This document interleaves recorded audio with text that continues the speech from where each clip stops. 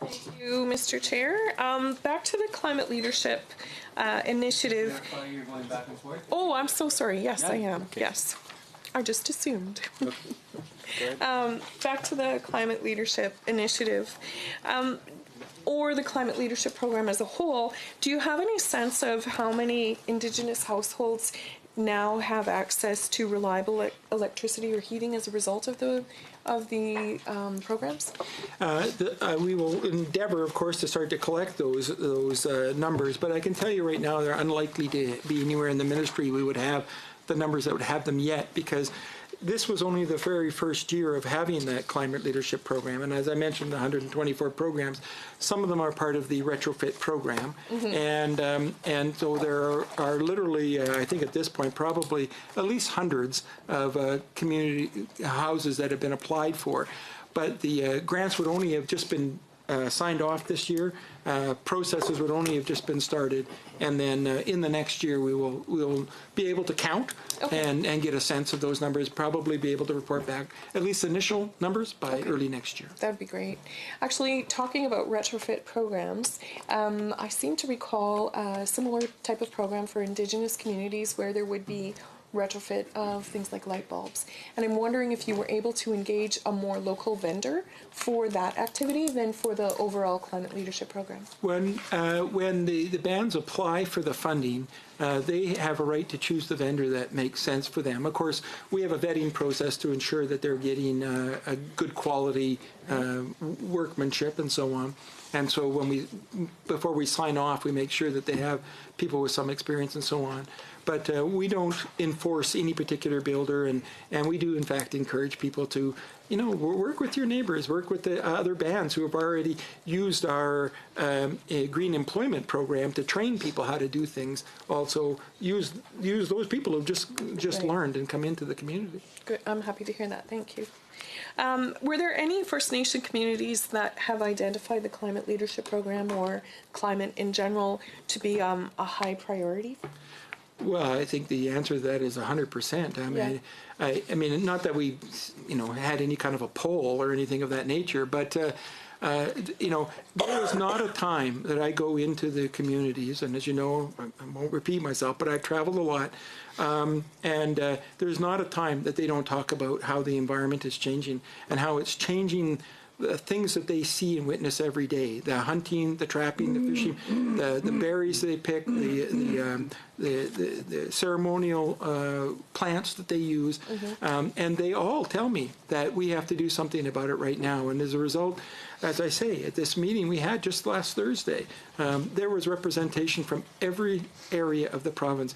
Members from Treaty 6, from Treaty 8, from both the Blackfoot and the G4 and Treaty 7, the Métis Settlements General Council and the MNA were all present in that room, all saying that we needed to do something about this.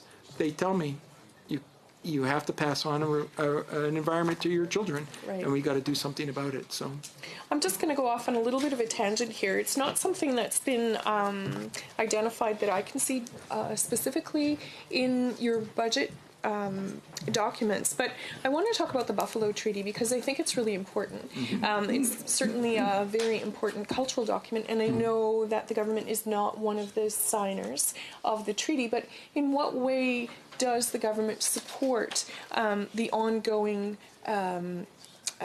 development and maintenance of that treaty? Right. Well, as you know, the treaty is signed between the federal government in the parks and I can't remember how many nations, but quite a few, 10. 20 of them or something. How many? Oh, I thought it was 10. It may be 10, I'm sorry. I just know that I get also spoken to about it by a number of nations.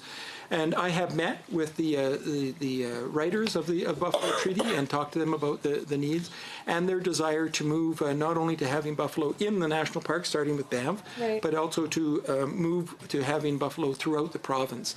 And we've been completely open to that conversation. We've been facilitating conversations whenever necessary. And we look forward to the day that we can literally say the buffalo are roaming free. That would be amazing.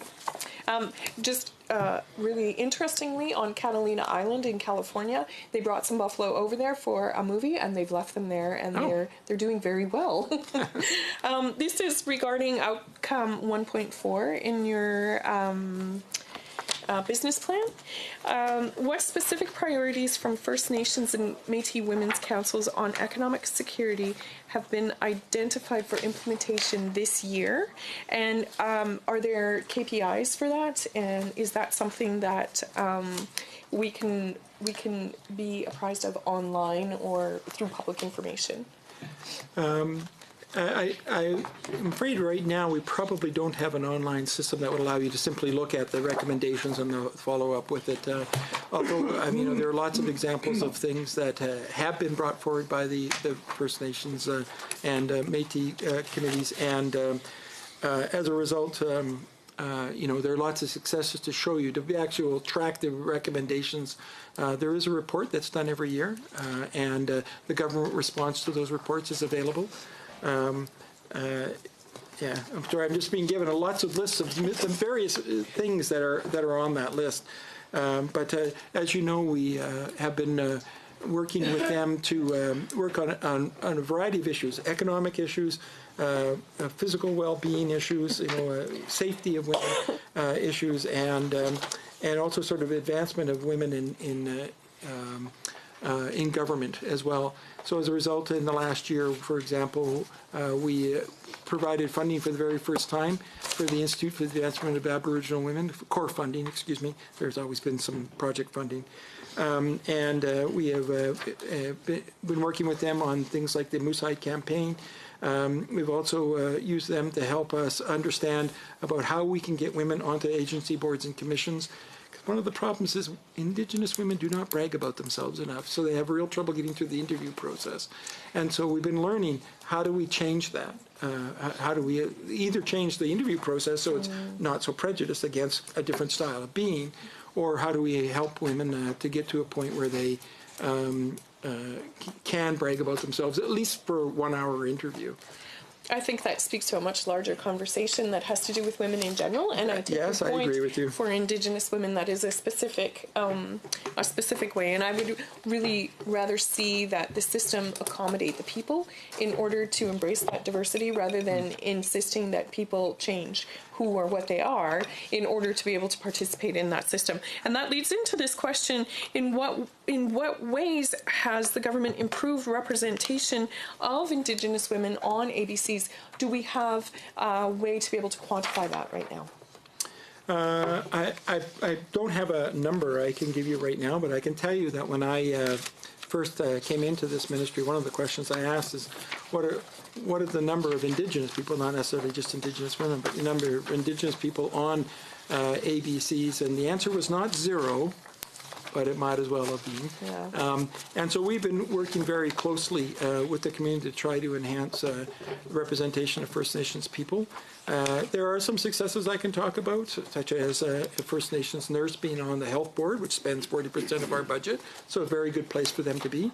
But as I mentioned to you, we've also found that we have to learn something more, because while we have been working very closely, Michelle Jackson, who used to be my chief of staff, is actually the person who organizes all the agency boards and commissions, the nominations for them. She's been in very close contact personally, and of course through me, but personally with many of the nations, and asking for people to come forward, meeting with them, kind of teaching them about how to be successful in this process. But we've learned that we're not completely successful in this process. They go to the meetings, and they aren't always successful getting on the board. Now, we don't always have control over that, because government doesn't always make the decision of who's on the board. Boards have their own internal processes. So we've been working with the boards to learn about how they can increase the number of people on the committees. And in some cases, for example, I went to the AGLC and said, you don't have First Nations on. You have 5 First Nations casinos, and you don't have a single First Nations person on your board. And so they created a separate board, a sub-board, where they invited First Nations people to come on. Now, that did not completely satisfy the First Nations people, and I gave them that feedback.